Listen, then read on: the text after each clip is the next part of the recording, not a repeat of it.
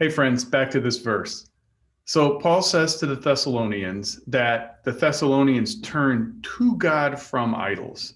And this is a really good picture of what repentance looks like, that we turn away from idols, but primarily we're turning towards God.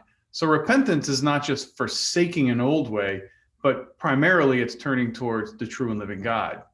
So, this means we need to guard against a couple of false ideas or views of repentance. One of those is empty repentance. That's where we turn away from sin or turn away from the old ways, but we never really turn to God. And Jesus seems to address this in a parable he tells in Matthew 12 about a demon that's expelled from somebody or exorcised from an individual. That demon goes out, though, and gets seven other demons more evil than himself. And when they come back to the house, they find that it's swept and garnished, it's empty.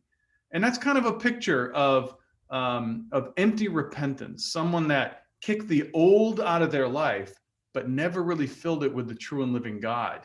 And that evil spirit comes back seven times more dangerous than when it first began.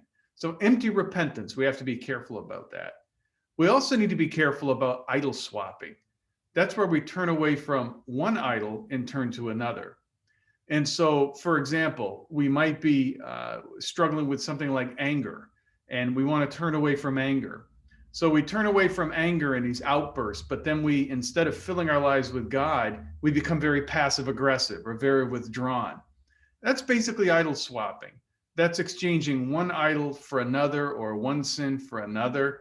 Here, they're not exchanging idol for idol, but they're putting God in place of their old idolatry.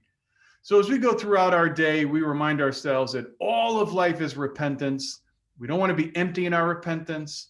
We don't want to idol swap. We turn away from the old to the true and living God, filling our lives with the glory of Christ, and in the process that moves us further and further away from the old idolatry from which we were saved.